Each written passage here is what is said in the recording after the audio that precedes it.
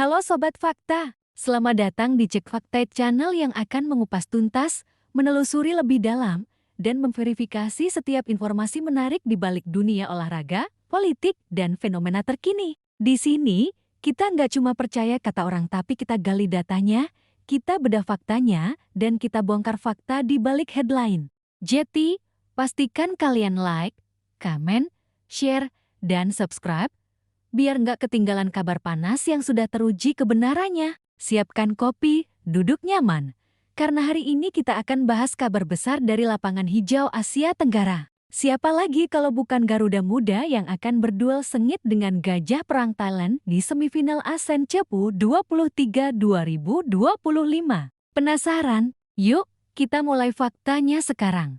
25 Juli tahun 2025. Malam Jumat yang mendebarkan, ribuan pasang mata akan tertuju ke satu stadion di jantung Asia Tenggara. Laga ini bukan sekadar duel semifinal. Ini adalah pertaruhan gengsi, pembuktian generasi emas, sekaligus penentu arah sepak bola Asia Tenggara di masa depan. Indonesia datang dengan status juara grup A, mengantongi kepercayaan diri yang membumbung tinggi. Sementara Thailand, sang gajah perang, datang dengan reputasi sebagai penguasa regional yang tak mau singgasananya direbut begitu saja.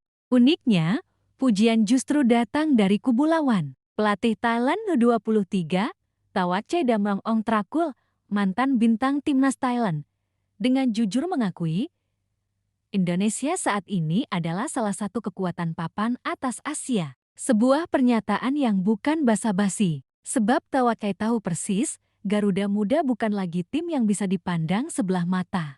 Mereka datang dengan modal skuad solid, semangat tempur tak kenal lelah, dan ribuan supporter fanatik yang siap mengguncang stadion. Tapi, siapa sebenarnya Thawatchai? Seberapa serius ucapan ini? Dan bagaimana duel panas ini akan menentukan arah sejarah? Tenang, Sobat Fakta, kita akan bongkar semuanya, detail demi detail.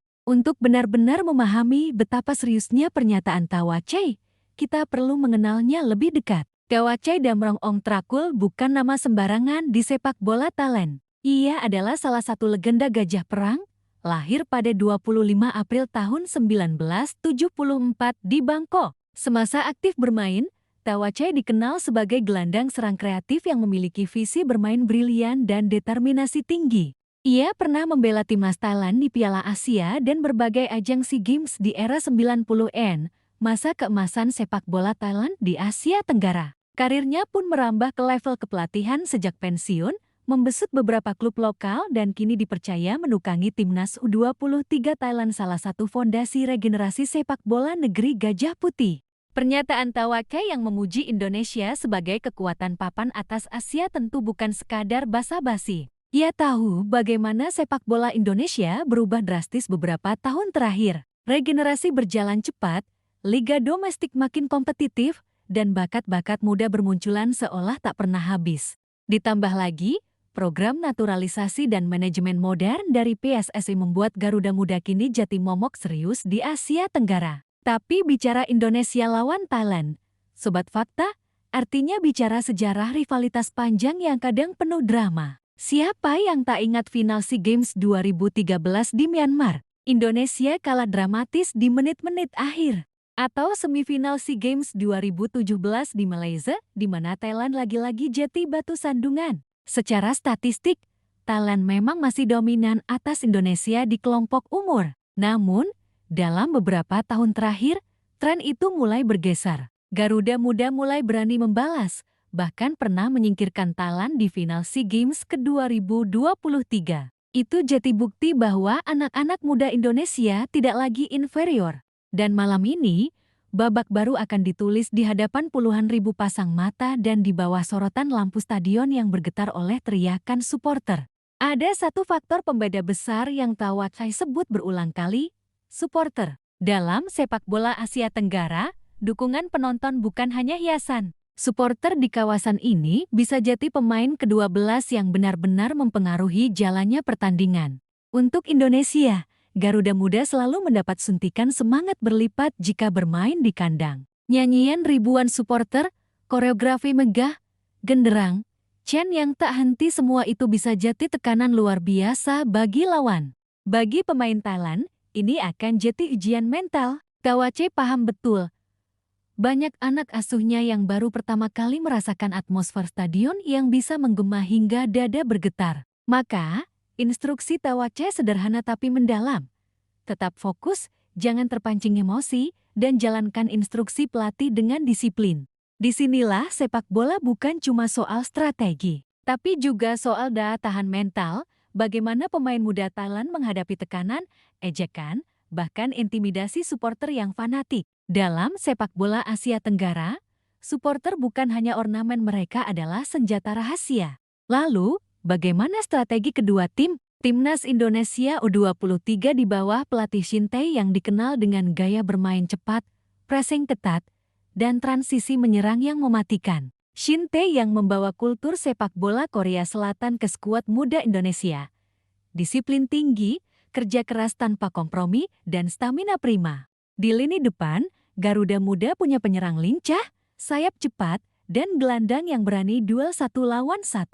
Sedangkan Thailand, meski punya penguasaan bola yang rapi dan umpan-umpan pendek khas gaya tiki-taka Asia, mereka harus siap berhadapan dengan pressing tinggi yang membuat kesalahan sekecil apapun bisa jadi gol. Dalam konferensi pers, Tawace menegaskan timnya sudah menganalisis permainan Indonesia. Siapa target man, siapa pengatur serangan, dan siapa pemain kunci yang harus dikunci pergerakannya. Satu blunder di area pertahanan bisa berujung mimpi buruk. Sebaliknya, Indonesia juga tak boleh jemawa. Tim ini memang sedang on fire. Tapi dalam sepak bola, satu kelengahan bisa meruntuhkan segalanya. Thailand punya DNA juara, mental bertanding yang sudah teruji, dan pemain-pemain yang terbiasa bermain di Liga Thailand yang kompetitif. Banyak pengamat memprediksi laga akan berjalan sengit, skor tipis, adu strategi, bahkan kemungkinan berlanjut ke drama adu penalti terbuka lebar. Tapi di balik skor, duel ini membawa pesan penting, sepak bola Asia Tenggara sedang naik kelas. Indonesia dan Thailand sama-sama sadar, level permainan mereka kini tak hanya diukur dari siapa raja ASEAN, tapi siapa yang bisa bersaing di level Asia, bahkan dunia. Lolos ke semifinal Piala Asia U23, menembus kualifikasi Olimpiade, hingga melahirkan pemain yang bisa menembus liga-liga top Eropa adalah tujuan besar berikutnya. Dan malam ini, di atas rumput hijau, semua mimpi itu dipertaruhkan. Para pemain muda ini bukan hanya bermain untuk 3 warna di dada mereka, tapi juga untuk masa depan sepak bola di negaranya masing-masing.